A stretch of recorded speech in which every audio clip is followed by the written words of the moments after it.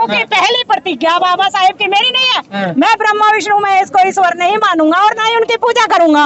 मैं राम और कृष्ण को ईश्वर नहीं मानूंगा और ना ही उनकी पूजा करूंगा। डॉक्टर अम्बेडकर ने इस देश की महिलाओं के लिए सबसे ज्यादा काम किया और मुझे कहीं भी कहने में ये दुख नहीं होता कि सबसे ज्यादा धोखा देने का जो काम कर रही है वो इस भारत देश की महिलाएं कर रही हैं। बाबा साहब ने हमको 22 आदेश दिए थे और मैं आपके चैनल के माध्यम से जितने भी तमाम SC ST OBC के लोग हैं उन सबसे आह्वान करना चाहूंगी, उन सबसे रिक्वेस्ट करना चाहूंगी कि अपने घर वापसी कर लो यदि अपना शोषण नहीं करना। बहुजन महिलाओं को क्या संदेश देंगे? बहुजन महिलाओं को मेरा यही संदेश है, मैं यही कहना चाहती हूँ उनको कि ये जो तमाम गली सड़ी व्यवस्था के अनुरूप आपका जो शोषण हो रहा है उस पाखंड को, उस अंधविश्वास को छोड़ दीजिए। टीवी सीरियलों के माध्यम से जो आपको पाखंड परोसा जा रहा है उसको छोड़ दीजिए और बाबा साहब की विचारधारा को अपना लीजिए, क्योंकि एक अकेले मसीहा बाबा साहेब ही ऐसे थे जिन्होंने आपकी तरक्की के लिए आपको पैर की जूती से सिर का ताज बनाने के लिए काम किया।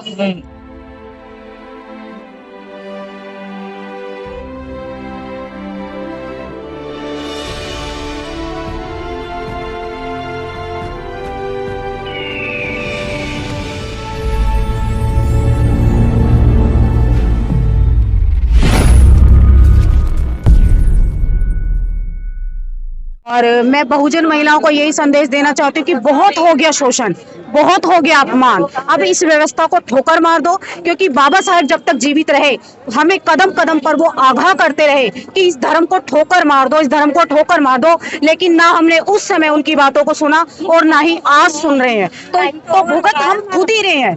बाबा साहेब ने देखिए इस दुनिया से जाने से पहले 25 नवंबर 1956 को बनारस हिंदू यूनिवर्सिटी में भी कहा था, यदि तुम्हें संविधान चाहिए तो तुम्हें हिंदू धर्म शास्त्रों को नष्ट करना ही होगा। बाबा साहेब ने कहा था कि हिंदू धर्म शास्त्रों को डायनामाइट से उड़ा दो। फिर हम क्यों बाबा साहेब की बातों को नहीं मान रहे? हम क्यों अपमान और शोषण सहते हुए आ रहे हैं? हमको शर्म आनी चाहिए कि एक मसीहा इस धरती पर पैदा हुआ और हजारों हजारों साल की गुलामी से हमको आजादी उन्होंने दिला दी, लेकिन ऐसी मसीहा के त्याग, बलिदान और कुर्बानियों को हम पहचान नहीं रहे।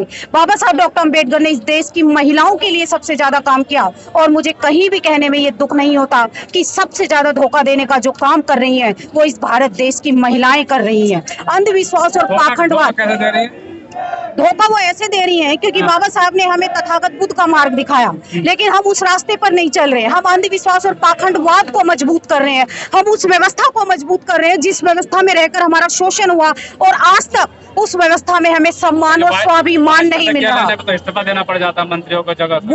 वो सर की बातें हैं, उन्हें जैसा अच्छा लगा वो उन्होंने किया, क्योंकि 22 प्रतिज्ञाएं कोई पहली बार नहीं ली गई। बाबा साहब डॉक्टर अम्बेडकर ने 14 अक्टूबर 1956 को 22 प्रतिज्ञाएं ली, तब इनकी भावनाएं आहत क्यों नहीं हुई? तब बाबा साहेब से किसी ने कोई क्वेश्चन क्यों नहीं किया कि आप ये प्रतिज्ञाएं क्यों ले रहे हैं? आखिर ये प्रतिज्ञाएं तो सिर्फ दोहराई गई हैं और ये हर साल दोहराई जाती है।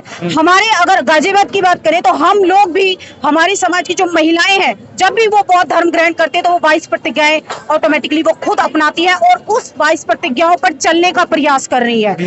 इस धर्म में रहकर प्रतिज्ञा में सिर्फ हिंदू देवताओं का नाम क्यों लिया जाता है?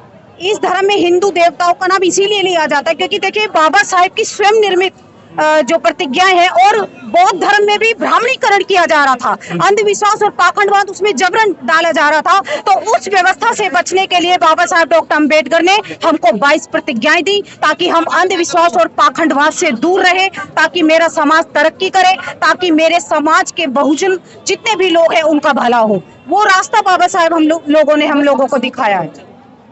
आप भी बोल दीजिए, आपको इतना बड़ा उपाधि मिला है वहाँ पे जी, लीजिए। दिया है तो जो संस्थाएं भारत है वो समानता की बात नहीं करता, किसी धर्म के बुराई या अच्छाई नहीं करता, तो फिर देवताओं की बुराई क्यों की जा रही है? देखिए किसी भी देवता की बुराई नहीं की गई है। बौद्ध धर्म के सुनो, इसमें ये कहा गया है, जो पहली प्रतिज्ञा थी कि मैं ब्रह्मा विष्णु और नहीं, मैं किसी भगवान का नाम इसमें मेंशन किया जा रहा है। नहीं हो सकता था कि हम किसी धर्म को नहीं मानते। देखिए, हिंदू धर्म वाले अपने देवी देवताओं को मानते हैं, मुस्लिम वाले अपने को मानते हैं, सिख वाले अपने को मानते हैं और बौद्ध अपने को मानते हैं। क्योंकि राम और कृष्ण को लेकर इस भारत देश में इतना अंधविश्वास, पाखंड फैलाया गया है, महिलाओं का कितना शोषण हुआ है। और आज भी भारत में देखिए सभी लोगों की जबान पे राम राम रटा रहेगा और सुबह उठते ही बोलने लग जाएगी। मैं तो कहना चाहती हूँ कि राम का इतिहास तो पढ़ लीजिए कि उस राम ने इस देश के लिए किया क्या है। उसने अपनी गर्भवती पत्नी को छोड़ दिया जंगल में दर दर भटकने के लिए। क्या ऐसे राम की हमें जय जयकार करनी चाहिए? लेकिन फिर भी लोग कर रहे हैं। लेकिन बाबा साहेब ने तो हमें सच्चाई बताई। बाबा साहेब ने तो एक पुस्तक लिखी, राम कृष्ण और उसकी पहेली। उस पुस्तक को अगर आप पढ़ोगे तो उसमें राम की सच्चाई ऑटोमेटिकली आपको पता चल जाएगी कि एक नंबर का, अगर मैं कहूंगी तो फिर बहुत बड़ा बवाल हो जाएगा, कि वो गाय का मांस भी खाता था, बहुत सारी महिलाओं का साथ भी हो रहता था। लेकिन हमको पढ़ने की जरूरत है। किसकी बात कर रही हैं? मैं राम की बात कर रही हूँ। नहीं, ऐसा तो नहीं है। हम पढ़िए ना, आप पढ़िए ना। पर आप ऐसे नहीं कह सकते कि वो औरत के साथ है। नहीं, आपको पढ़ने की जरूरत है, पढ़ने की जरूरत है। नहीं, राम कृष्ण एक पहेली, आप उस पुस्तक को पढ़िए। मैं आपको नाम बता रही हूँ, राम कृष्ण एक पहेली, आप उसे पढ़िए जी। मैम, जिस तरीके से कहा जा रहा है, जो बौद्ध धर्म के संगठन है, उन्होंने एक राष्ट्रपति को ज्ञापन सौंपा है जिसमें कहा है कि जिस तरीके से एक समान देखते हैं। बौद्ध धर्म के किसी भी संगठन ने उनको जो है प्रेरित नहीं किया कि आप जो है ज्ञापन दो। बौद्ध धर्म के किसी संगठन ने नहीं किया। वो उनकी मर्जी है, वो उनकी अपनी राय है और इसीलिए उन्होंने ज्ञापन दिया है। उनको जैसा अच्छा लगेगा वो वैसा करेंगे, क्योंकि उन्होंने कहा था कि मैं बाबा साहेब को धोखा नहीं दूंगा। अगर वो बाबा साहेब की वजह से मंत्री बने हैं तो वो बाबा साहेब का एहसान भी मानेंगे। आज लोग पार्लियामेंट में बैठे हैं, लेकिन बाबा साहेब का आरक्षण लेकर सरकारी नौकरियों में पहुंच गए, संसद में पहुंच गए, लेकिन क्या कर रहे हैं? सिर्फ तलवे चाटने का काम कर रहे हैं। जब बहुजन समाज की बहन बेटी के साथ बलात्कार होता है, जब मटका छूने पर हमारे बच्चे को मार दिया जाता है, मुंह नहीं खोलते, मुंह पे टेप लगाकर बैठ जाते हैं। और एक ऐसे मंत्री जो समाज की आवाज उठा रहे हैं, उनके पीछे हाथ धोकर ये मनुवादी लोग पड़े हैं। तो मैं कहना चाहती हूँ कि जितने भी बहुजन समाज के जो लोग हैं वो माननीय राजेंद्र प्रसाद जी के साथ हैं और हम सभी लोग उन्हीं के साथ रहेंगे जो बाबा साहेब के मिशन को आगे बढ़ाएगा, जो बाबा साहेब की कार्य को आगे बढ़ाएगा। जय भीम। दिखावा नहीं चाहिए। ये लोग जितने भी आज बाबा साहेब की बात करते हैं वो सिर्फ दिखावा कर रहे हैं, क्योंकि वो विचारधारा पे काम नहीं करते। बाबा साहब कहते हैं कि मेरी पूजा करने से या मेरी मूर्ति लगाने से आपको कुछ हासिल नहीं होगा। अगर इस देश में भला होगा या इस देश में शांति आएगी या ये देश तरक्की करेगा या ये देश सोने की चिड़िया बनेगा, तो भारत को बौद्ध में होना ही पड़ेगा। पर सरकार तो मंदिरों पे ध्यान दे रही है, मंदिर बना रही है तमाम विश्व गुरु बनेगा भारत। तो विश्व गुरु वो बनाते रहिए, लेकिन जिस तरह से आप देख रहे हैं कि लोग जागरूक हो रहे हैं, बहुत जल्दी उनका नकाब पोष होने वाला है। आज भीड़ इकट्ठी हुई है, क्या इसका कोई नुकसान होगा? सरकार 100% होगा। और आने वाले समय में आप देखिए कि इस तरह की भीड़ आपको हर जगह मिलेगी, हर चौराहे पे मिलेगी, क्योंकि इस देश में तथागत बुद्ध का धम्म होगा और बाबा साहब की विचारधारा पर ही काम करेगा, तभी ये देश तरक्की करेगा। मंत्री के आह्वान पे आज यहाँ लोग इकट्ठा हुए हैं, क्या लगता है आपको उनके साथ? नहीं, किसी भी मंत्री के आह्वान पे इतना मतलब लोग इकट्ठा नहीं हुए, मुझे नहीं लगता।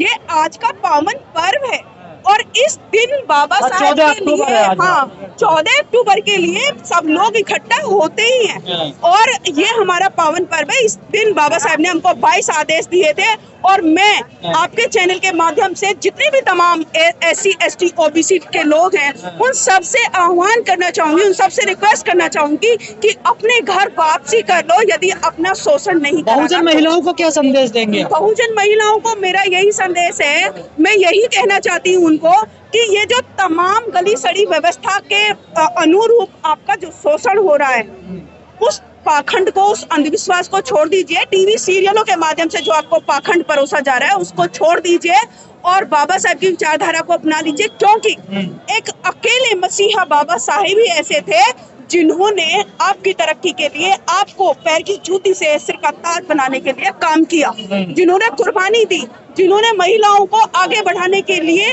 हिंदू कोड बिल लिखा और तमाम को राइट दे दिए। तो इसलिए मैं कहना चाहती हूँ कि वो अगर जब तक केजरीवाल का चेहरा सामने आएगा सबके 100% सबके सामने आ गया, क्योंकि जो सच्चाई है वो एक ना एक दिन तो सामने आती ही है। चले जाना, मैं ये मानती हूँ कि कल एक FIR आप पर ना हो जाए। क्यों आपने राखी रावण का इंटरव्यू लिया, क्यों डॉक्टर सारा बोध का इंटरव्यू लिया, आपके ऊपर भी FIR करनी चाहिए, क्योंकि यहाँ जो ये सत्ता है उसे लेने के लिए आप आजाद नहीं हो। तो आप आजाद तो बोल तो रहे हो, देखियो तो आपको डर भी लगा है? जब मैं आजाद हूँ, जब सरकार के खिलाफ नहीं बोलते, मनुवाद के खिलाफ बोलते हैं, पाखंडवाद के खिलाफ बोलते हैं, हम सरकार के खिलाफ नहीं बोलते। अगर ये सरकार संविधान के नियमों को अच्छे से फॉलो कर ले तो हम संविधान के तरह उनके गुण गाएंगे, जो भी सरकार वहाँ चाहेगी। चुप्पी है इस पूरे मामले पर, क्या कहना है? वो तो केजरीवाल जी जाने। केजरीवाल जी चुप क्यों बैठे हैं? शायद उनकी कुर्सी के पाए हिल गए हैं, क्योंकि हिल गए हैं, मजबूत हो गए हैं, हिल गए हैं। क्योंकि जब ये देश आजाद नहीं हुआ था तो गांधी जी को भी ये डर सता रहा था। मैं बाबा साहेब से ही जोड़कर बात करती हूँ, तो जब लंदन के अंदर बाबा साहेब ने हमारे लिए 2 वोट का अधिकार और हमारी अलग पहचान मांगी, तो यहाँ पर मनुवादियों का तख्ता हिल गया और गांधी जी सत्ते में आ गए कि अगर मैंने ये अछूत आजाद कर दिए तो ये चारों वर्णों की जो व्यवस्था है, चातुर्वर्ण व्यवस्था, ये नहीं बचेगी। लेकिन बिना अछूतों के भारत आजाद नहीं होगा। तो वही बात आज केजरीवाल की है, बिना बहुजन समाज के जीतेंगे नहीं। क्या है जो इन्हें दिक्कत हो रही है? बहुत कुछ है, आप पढ़ लेना, वो तो उनसे पूछो। आप बाबा साहेब के आप पढ़ लेना, फिर एक FIR आप मुझ पे करा देना कि राखी रावण ने बताई थी। आप तो डर रही मैं कह रही हूँ कि पहली प्रतिज्ञा बाबा साहेब की मेरी नहीं है। मैं ब्रह्मा विष्णु महेश को ईश्वर नहीं मानूंगा और ना ही उनकी पूजा करूंगा। मैं राम और कृष्ण को ईश्वर नहीं मानूंगा और ना ही उनकी पूजा करूंगा। तो जब ऐसी प्रतिज्ञा बाबा साहेब ने दिला दी तो उनके पेट में कैंसर जैसा फोड़ा हो गया। केजरीवाल कह रहे हैं मैं बाबा साहब का भक्त हूँ। वो भक्त हो सकते हैं, लेकिन हम अनुयायी हैं। हम बाबा साहेब के भक्त नहीं हैं, हम बाबा साहेब के अनुयायी हैं। तो भक्त तो आंख बंद करके जो कुछ भी कहा वो मान लेते हैं और कुछ पढ़ते हैं नहीं। तो केजरीवाल जी संविधान को पढ़े और बाबा साहेब को पढ़ ले और फिर बात करें। तो फोटो लगाने से काम नहीं चलेगा, फोटो लगाने से काम नहीं चलेगा। जब चुनाव आते हैं तो हर पार्टी इस समाज की वोट लेने के लिए बाबा साहेब की फोटो लगाती है, क्योंकि वो जानते हैं कि ये लोग बाबा साहेब की फोटो देखकर ही वोट देंगे। वो तो केवल वोटों के लिए बाबा साहेब को यूज करते हैं। यूज कर रहे हैं केजरीवाल बाबा साहब को। हाँ, ऐसा ही है, चेहरा सामने आ गया। अगर यूज नहीं कर रहे होते तो वो आज हमारे माननीय राजेंद्र पाल गौतम जी के साथ खड़े हुए नजर आते। वो कह रहे हैं कि मैं कृष्ण का वंशज हूँ, कंसों का नाश कर देंगे हम। तो कर दो, हम बाबा साहेब के वंशज हैं, हम बुद्ध के वंशज हैं। हम इस में हम किसी का नाश नहीं करेंगे, हम यहाँ मानवता लाएंगे, वो नाश करे। तो मानवता केजरीवाल नहीं ला रहे हैं। अभी तो आप कह रहे हैं कि वो नाश करेंगे। जो नाश कर रहे हैं तो वो मानवता कैसे लाएंगे? मुझे समझ नहीं आती ये बात कि एक तरफ तो आप कहते हो कि वो कंस के वंशज है, वो नाश कर देंगे। नाश करने वाले मानवता की वंशज हैं कौन? किन की तरफ इशारा है केजरीवाल का? वो तो केजरीवाल जी जाने। मैं राजनीतिक बातों पे नहीं बोलती। बोलती तो बहुत है, नहीं आप। मुझे राजनीतिक बातों पे बोलने की कोई ज्यादा चीज, वो तो आप भुलवाते हो। मैं तो मिशन की बात करती हूँ। आप पे आरोप है आप हिंदू धर्म को कमजोर कर रहे हैं। किसने लगाया है आरोप? अरे आरोप लगाना है तो लगाओ, लेकिन मैं तो फिर भी आह्वान करती हूँ, हे भारत के बहुजनों, छोड़ दो हिंदू धर्म। अभी तो मैं ये आह्वान छोड़ दिया है, मैंने छोड़ दिया, कभी का छोड़ दिया। मैं बचपन से ही बाबा साहेब की फॉलोवर हूँ। मेरे घर में कभी भी किसी देवी देवता की पूजा नहीं हुई। हमारे पिताजी पहले कबीर पंथी थे और जैसे ही पता चला कि ये अधिकार तो बाबा साहेब के बदौलत मिले हैं, हम बुद्धिस्ट हो गए। तो मेरे घर में कभी भी बाबा साहेब के अलावा, कबीर जी के अलावा और जितने भी हमारे बहुजन महापुरुष हैं उनके अलावा कोई भी साहित्य नहीं मिलेगा। और जयंती मनेंगी तो उन्हीं की मनेंगी। तो आप ये कैसे कह सकते हो कि आप भी हिंदू हो? मैं हिंदू धर्म का एक भी संस्कार अपने घर में नहीं कराती। जितने भी संस्कार होते हैं वो सब बहुत रीति। बहुत बढ़िया जी, बहुत बढ़िया। और मैं आपको बता दूं, बहुत बढ़िया, कि जब मैंने दीक्षा भी नहीं ली थी, अब से 25 साल पहले मेरी शादी तब हुई थी जब हिंदुओं के देवी देवता आराम से सो रहे थे।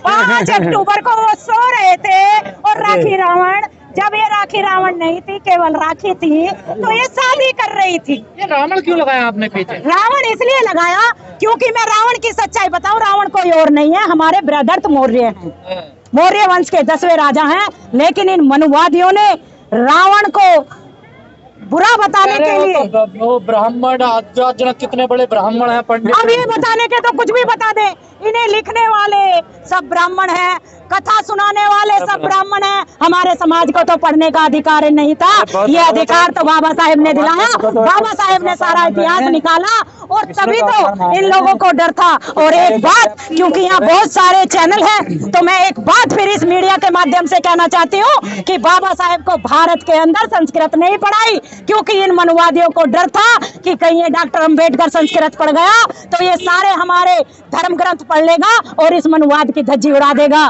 इसलिए बाबा साहेब जर्मन गए और जर्मनी भाषा में पहले जर्मन भाषा सीखी, फिर वहाँ बाबा साहेब ने जर्मनी भाषा सीखने के बाद वो संस्कृत सीखी। और जब भारत में आकर बाबा साहेब ने इनके धर्म ग्रंथ पढ़े तो बाबा साहेब को पता चला कि हमारे विनाश का कारण ये धर्म ग्रंथ हैं। एक तरफ मोहन भागवत कह रहे हैं कि जाति मुक्त देश बनाना है, दूसरी तरफ अगर घड़े से एक बच्चा पानी पी लेता है या मूत्र रख लेता है तो उसकी हत्या की जाती है।